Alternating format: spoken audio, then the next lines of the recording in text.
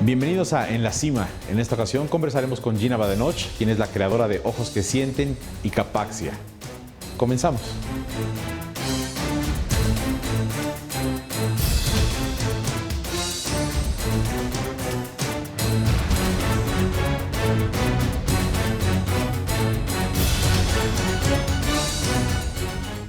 Gina, muchas gracias por hablar con nosotros. No, mil gracias por el espacio también. Gina, cuéntanos de dónde surge Gina Badenoch, cuál es la historia de la persona. Eres muy joven, pero de todos modos te tengo y te quiero preguntar qué estudiaste, ¿de dónde surges? ¿De dónde? Pues mira, Gina en general siempre ha sido una mujer que le ha gustado explorar otros caminos, ¿no? Desde chiquita siempre, yo creo que también gracias a mi familia, estaba como muy alerta a otras realidades, a otras situaciones, ¿no?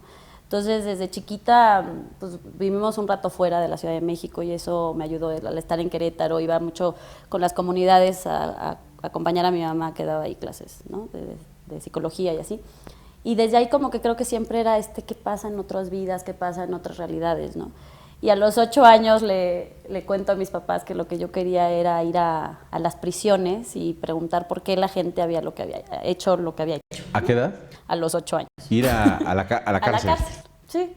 Que yo estoy segura que la gente no se despierta y quiere ir a robar por robar o matar por matar. Le dije, yo quiero ir y platicar con ellos y saber por qué, ¿no? ¿Por qué hicieron lo que hicieron? Exacto, como que entender su historia, ¿no? ¿Y lo hiciste? No, mi mamá me vio como un poco loca y dijo, qué padre, pero estás muy chiquita para ir a las cárceles.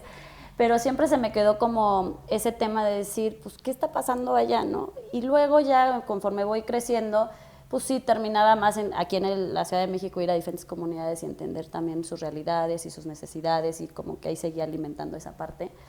Y luego, bueno, pues ya acabo la preparatoria y ahí digo, bueno, me quiero ir a Nepal, ¿no? Y quiero entender cómo viven ¿A escalar el Everest o qué? No, iba a dar clases de inglés y ya aproveché para tomar fotografías también. ¿Ya eras fotógrafa? A los 15 años empecé, también cuando me fui a Inglaterra a estudiar fuera y descubrí como toda mi parte creativa a los 15 años. La fotografía, el arte, el enseñar, lo descubrí ahí. Y como que luego dije, bueno, en Inglaterra es muy común que cuando terminas la preparatoria te vas a ayudar a alguna comunidad algunos meses, generalmente a África o hacia por allá. Y mucha gente me decía, ¿por qué te vas hasta Nepal teniendo México, no? Yo, bueno, México lo adoro y vivo aquí, pero quiero entender otra cultura, quiero ver otra forma, ¿no? Y por eso me fui más que nada. ¿Sí fuiste a Nepal? Sí, estuve ahí 4 meses, viviendo, la verdad, cuando llegaba decía, voy a vivir bañándome a jicarazos, 4 meses, durmiendo en un sleeping bag, pero esas cosas, la verdad, al mes ya eran como que te acostumbras. O sea, como que fue una experiencia donde me di cuenta que puedes vivir muy sencillo y hay cosas de fondo que son las que te mantienen en el día al día, ¿no? ¿Cómo cuáles? A mí en ese momento era mucho la enseñanza y el contacto con la gente, ¿no? A mí puedo tener las cosas muy básicas en la casa, pero no puedo dejar de ir a dar clases y los niños que te reciben y los profesores y los familiares.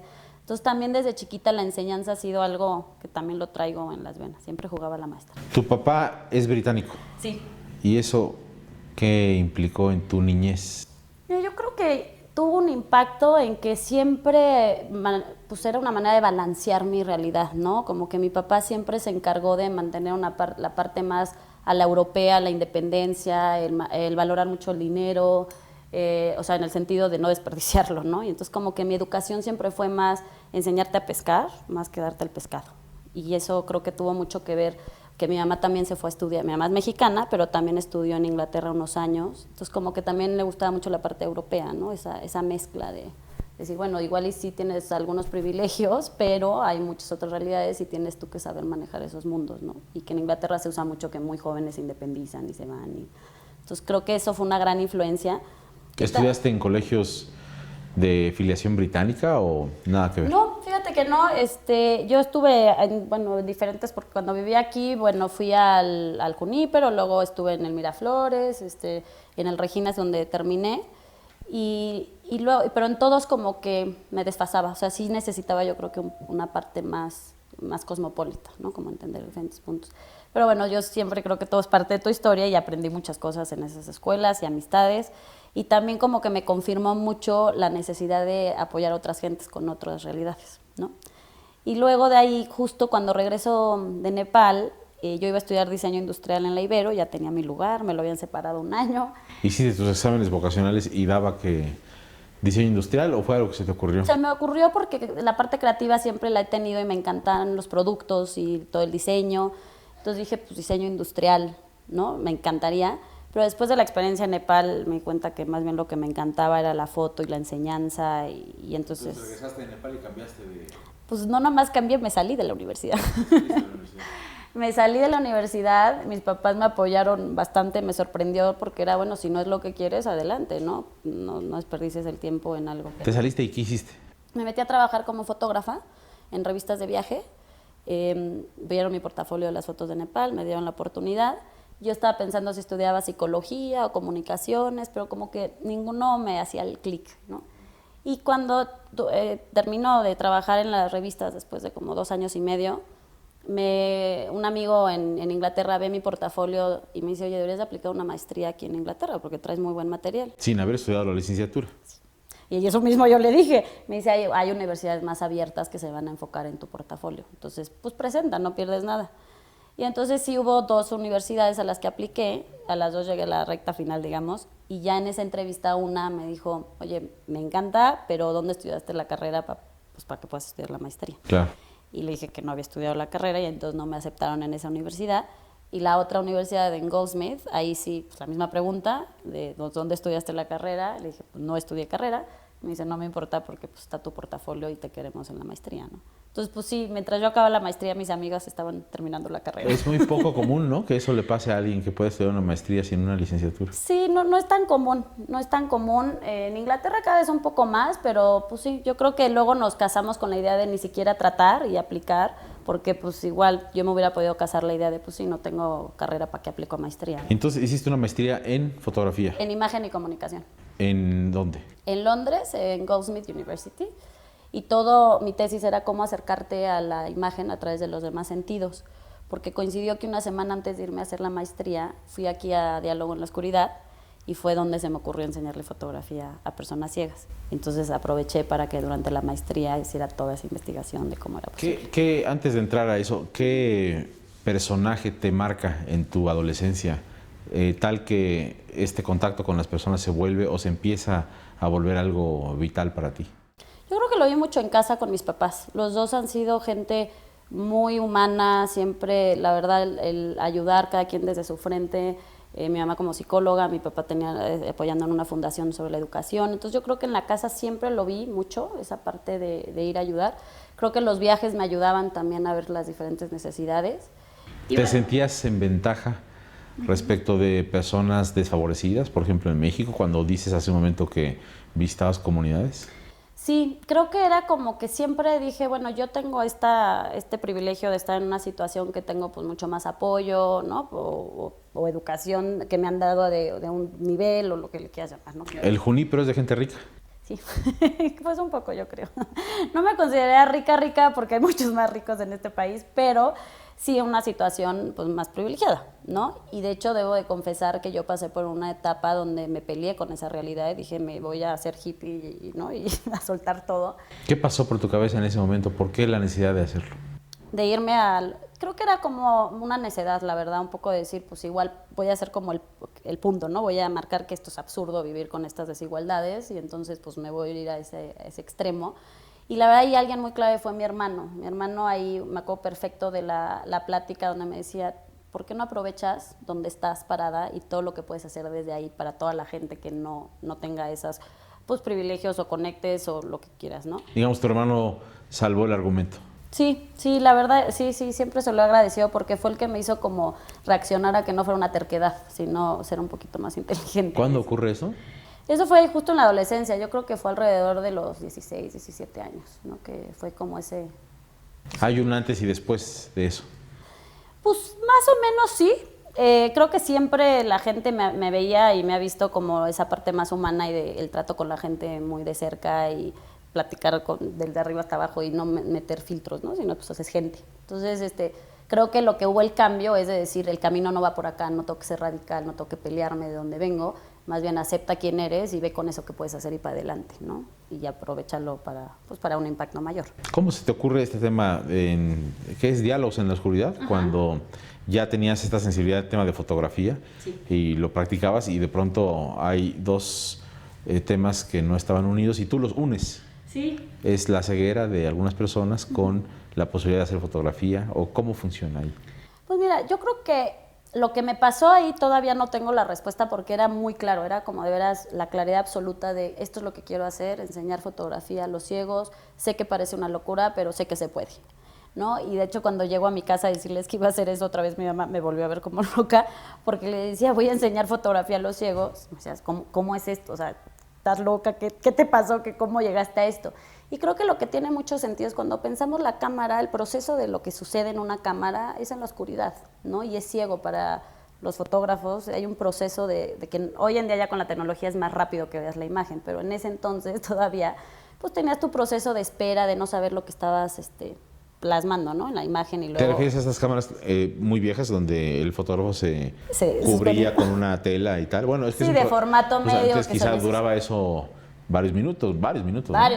Y luego con las cámaras también ya o sea, ya no de formato medio, sino las de 35 milímetros de rollo, pero pues seguías teniendo un momento donde no sabías de tus fotos. Y mismo ahorita, aunque ya es más rápido, pues sí hay un momento en que estás pues sueltas, no sabes si va a salir la foto o no, ¿no?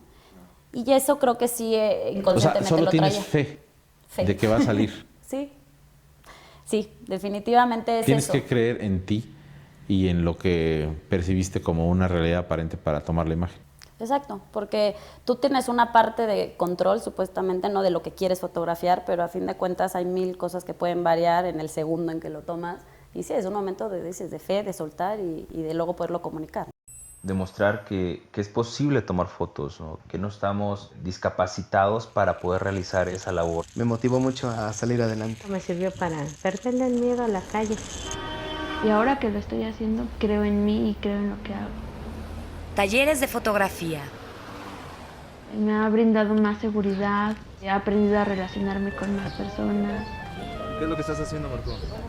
Estoy tocando las peras para saber en dónde están y después dirigir el lente hacia donde están las peras. O sea, nos están diciendo, sí lo puedo ver, lo capto de otra manera. Sé que es de día porque siento el sol en la cabeza y me da calor. Sé que hay aire porque lo siento, escucho. Y luego mi mamá me decía, ¿cómo te vas a ir hasta allá? Sí, ya se acostumbraron a verme un poco más independiente.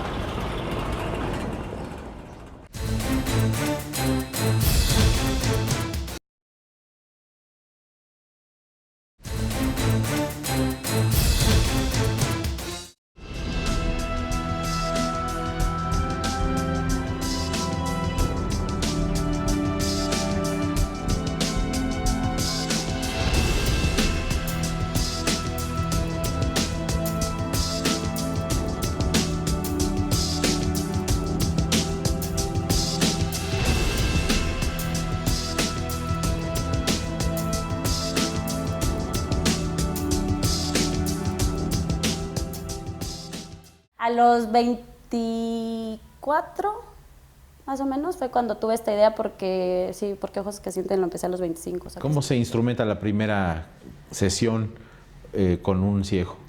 Mira, la verdad es que ahí yo también iba aprendiendo, como nunca había tenido contacto con personas ciegas, entonces fue, mientras estaba en Inglaterra, estuve investigando, conocí a Evgen Bafkar, que es un fotógrafo ciego, y él me daba también cómo él le hacía, ¿no? Sus tips y sus procesos, y fui como aprendiendo de ahí, y la verdad yo me acuerdo el primer día que llegué aquí a dar el taller en México, ¿no? A una organización de ciegos, me acuerdo perfecto de entrar y decir, yo estoy loca, ¿en qué momento se me ocurrió esto? Porque nunca he dado clases, vengo a dar clases a personas ciegas y es una locura porque... ¿Cuántos alumnos había ahí? 15 alumnos y la verdad fue algo yo creo que muy especial porque era una relación totalmente de confianza, tanto ellos de mí como yo en ellos. ¿Quién dudaba más en ese momento, en esa primera sesión, tú de ti o ellos de que tú les podrías enseñar a tomar fotos? Yo creo que ahí ellos estaban como muy dudosos, o igual, te diría igual, porque ellos están dudosos de eso y yo estaba dudosa de si iba a poder dar la clase, ¿no? Entonces yo creo que más bien era algo de igual, claro que yo estaba en el rol de todo está bien, pero sí, yo creo que de los dos lados y el haber creado ese vínculo muy humano y muy de confiar y mi relación era de, oigan, es la primera vez que estoy con personas ciegas y que voy a dar un taller de foto. O sea, la foto sí la llevo haciendo un rato, pero pues a fin de cuentas van a necesitar mucho de su apoyo, ¿no? Y ustedes díganme qué se vale, qué no se vale, si en algo la riego, díganme, ¿no? En cuanto a lenguajes, no quiero que sea un tema para nada, nada más de mí para allá, ¿no? Sino de los dos lados.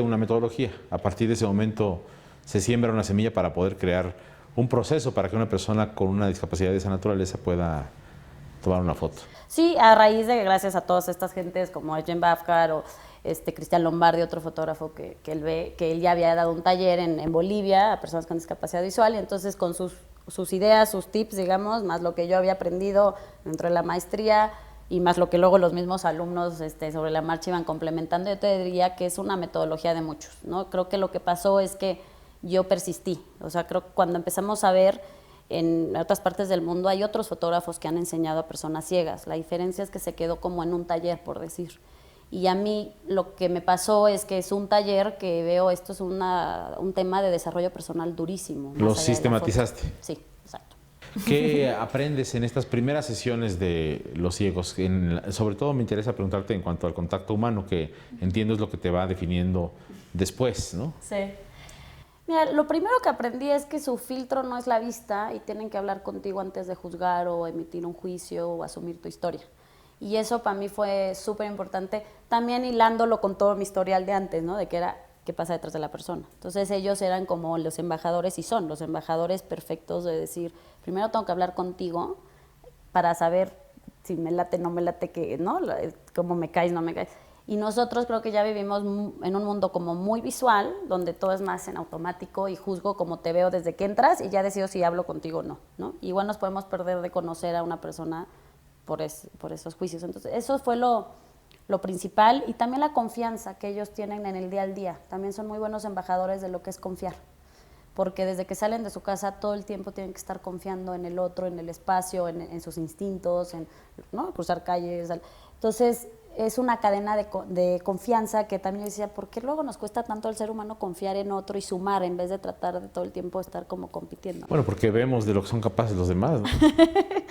Igual y sí, pues a veces sí, y sí, a veces, digo, hay que darle el crédito a la vista de cuántas veces también nos cuida, ¿no? Y nos protege de decir, a ver, aguas aquí, ¿no? Nada más yo creo que es como un poco balancearlo. ¿Pensaste ser ciega en algún momento? No, sí en el proceso me vendaba los ojos yo como para percibir, pero obviamente eso no es para nada, se acerca en lo que sería la ceguera física. Sí a veces me he cuestionado, pues, qué pasaría, y la verdad es una pregunta como muy en el aire, porque uno nunca sabe cuándo esas experiencias llegan a tu vida, ¿no? Yo creo que mucho de lo que ha sido de gran valor en Ojos que Sienten, ¿no? Es que yo, al no tener la discapacidad de cerca, me vuelvo como más un observador que permite ver a la persona más allá de su discapacidad. Porque muchas veces estas causas van muy ligadas cuando alguien está muy de cerca, ¿no? al tema. Y no está mal, es una maravilla que lo hagan. Nada más creo que te da otra perspectiva en la vida, ¿no? Cuando algo estás muy cerca, no ves todo el escenario, cuando estás más lejos te puedes ser más un observador. Entonces, como que toda esta metodología y toda esta trayectoria que he llevado se ha ido formando en equipo, ¿no? Y eso es lo que me encanta, que es como yo percibo de un lado, tú percibes del otro, hay que crear ese puente de unión, ¿no? ¿Cuándo te vuelves relevante? ¿Cuándo aparece? Bueno, esto es algo muy original, ¿no? Pero hay gente que está haciendo cosas originales y no necesariamente llega... bueno, tú has llegado, tienes esta distinción, ¿no? Del Foro Económico Mundial, como ser Young Global Leader y otro tipo de distinciones que aparecen por ahí que ya nos contarás más, pero ¿en qué momento esto empieza a hacer un círculo virtuoso alrededor de tu persona y de lo que has creado? Mira, yo creo que a los como 28 años, por ahí, tengo la posibilidad de ser nombrada Fellow Ashoka, que apoya, pues, ¿no?, a los emprendedores sociales en el mundo. Y ahí eso fue como un momento muy clave, porque ya se volvía más una realidad, un proyecto que lleva 3 años, y de repente dices, ay, ya más gente está creyendo en esto, ¿no? Entonces como que te cae el 20 de la responsabilidad. A mí ahí fue cuando ya no era un proyectito de la fotógrafa que hace sus talleres y las cenas y así, sino como ya de decir, si alguien más está creyendo en esto, tengo una responsabilidad y tenemos que seguir y tenemos que crecerlo. Entonces, para mí, ahí fue un momento muy clave para mí. ¿Quién te identifica como Fellow Ashoka? ¿Fuiste tú quien solicita? ¿Cómo funciona? Fue muy chistoso porque, de hecho, yo mandé una solicitud cuando estaba estudiando la maestría. Me meto en internet y así necesito fondos para mi taller y todo. Y ahí encuentro a Ashoka de pura casualidad. Entonces, pues parte de los filtros es tener una idea innovadora, que vaya a tener un impacto social. Y yo decía, yo tengo una idea innovadora y va a impactar socialmente. Entonces, mandé como que un mail de, oigan, pues me interesa saber. Y se tardaron un rato en contestarme, como 6 meses, y luego de repente ya me llega un mail, ¿no?, de la oficina de Latinoamérica, diciendo, oye, nos interesaría saber más de tu causa, o sea, lo que estás haciendo. Y siempre nos reímos Armando y yo, que Armando es el director de Ashoka. Armando Laborde. Armando Laborde, sí. Que también ha sido un súper mentor y gran amigo mío, que lo conocí a raíz de lo de Ojos, ¿no? Pero siempre nos reímos porque me dice, cuando nos llegó tu solicitud, yo nada más pensaba que esta niña tenía como mucha credibilidad en ella porque estaba en pañales tu programa. O sea, no era para nada un proyecto que una Ashoka hubiera apoyado en ese momento, ¿no? Era como el decir, esto es una idea y está muy padre, pero no hay nada de lo demás, ¿no? Pero como que dijo, algo está viendo ella y algo cree ella tan firme que se atrevió a mandar la propuesta, ¿no? Y entonces como que de ahí empezamos a platicar. Me dijo, todavía no estás lista, ¿no? En un primer momento. En un primer momento, pero yo creo que tienes algo. Y yo le dije, por favor, sé mi mentor, ¿no? Y independientemente si Ashoka me apoya o no, me gustaría como tener tu perspectiva para ir armando el camino. Y así nos estuvimos como 2 años y cachito, y luego me dijo, ya estás lista, aplica. ¿Se vuelve después esto una revolución para ti? Mucha gente alrededor de esto, el Foro Económico Mundial. ¿Cuál sería, digamos, el resumen, Gina, de toda esta circunstancia en donde apareces por aquí, apareces por allá y todo el mundo está buscando? Mira, yo te voy a ser muy honesta, y el otro parteaguas fue cuando fue lo del Foro de Economía, el reconocimiento, ¿no?, como Young Global Leader. Yo no lo veía venir, y sí fue un año como de agarrar la onda de decir, híjole, esto está enorme, ya los focos, ¿no? El foco ya se vuelve pues ya mucho más grande, y la responsabilidad, y eso fue como un momento, mucha gente desde afuera veían como wow, ¿no? Y reconocí, y el año, y muy padre, ¿no?, que te vean eso, pero desde adentro, siéndote como muy honesta, fue un año difícil de tratar de maniobrar todo y decir, esto es una responsabilidad que tengo y la tengo que manejar lo mejor posible, ¿no? Ya no nada más es Gina y su equipo en corto, sino ya es que podemos hacer una diferencia más grande, y pues ya tienes que tener mucho más cuidado de muchas cosas, ¿no? Tu organización es pequeña, sí, pero tu relevancia es mucha.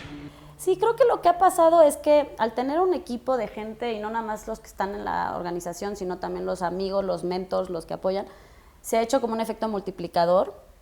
Y yo nunca quería ser masivo el tema, yo quería ser estratégico, ¿no? Y siempre dije, hay que ser esa piedrita que aviente y se eche todas las ondas para que otros puedan mover lo masivo, ¿no?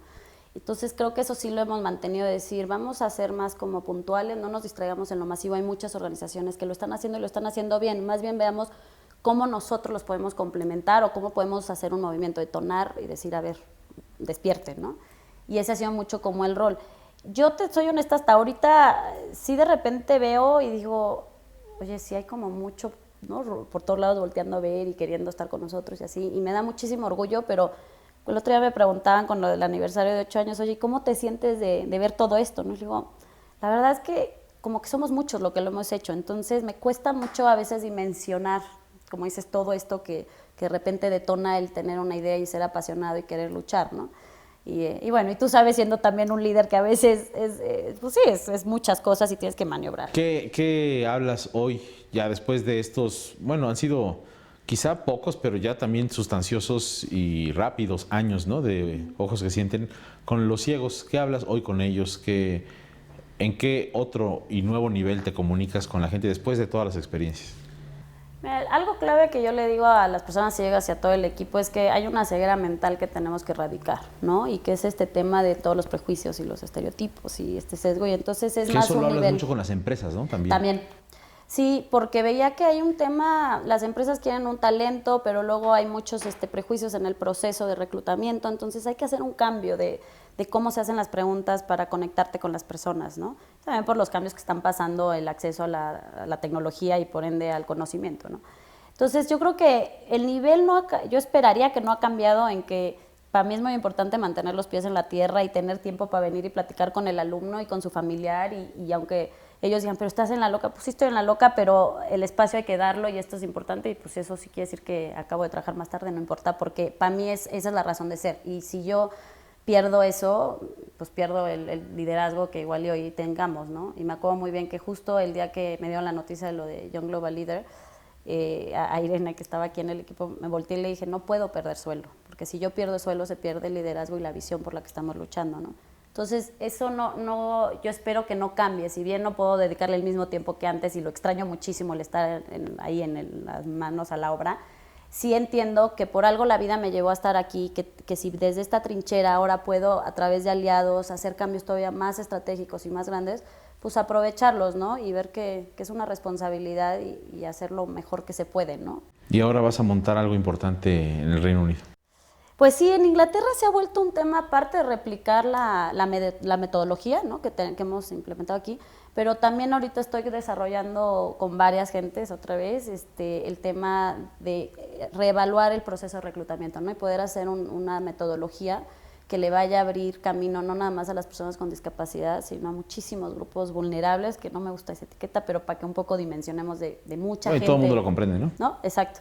Que se sale del radar y más en México, ¿no? Si hacemos un cambio de cómo se recluta y cómo se dan las oportunidades, muchísima gente se vería beneficiada y había una movilidad socioeconómica muy, muy importante. Lo dices particularmente, entiendo, por el tema de los ciegos, ¿no? Que muchas veces por serlo reciben un trato discriminatorio cuando obtienen un trabajo o intentan obtener un trabajo. Sí, yo creo que ahí es un tema de falta de conocimiento, ¿no? Yo a veces les digo, bueno, sí pudiera caer en discriminatorio, pero muchas veces es por falta de conocimiento y entonces es más como compartir eso. Pero más te diría que este modelo que estoy desarrollando a través de Capaxia, se llama la nueva, digamos, organización que ahorita estoy armando, trabaja muy de la mano y es hermana de Ojos que Sienten en ese tema, pero se abre ya no nada más a discapacidad visual, sino es aprender todo lo que las personas con discapacidad visual nos han enseñado en cuanto a interacción, en cuanto a procesos, y implementarlo en un modelo que le abra puertas a diferentes grupos vulnerables, ¿no? ¿Sí le puedo tomar fotos a tus frutas? Muy bien, muchas gracias. Se quedan sorprendidos de cómo le hace para tomar fotos, ¿no? Aquí tienes en tus manos una cámara que te voy a enseñar a través del tacto a reconocerla primero. Agarrar una bella arte y juntarla con una limitación. De tu derecha hacia la izquierda vamos a ir recorriendo los botones que tiene la cámara. Es muy grato saber que la gente reconoce lo que haces y que realmente lo puedes hacer. Ese es el disparador.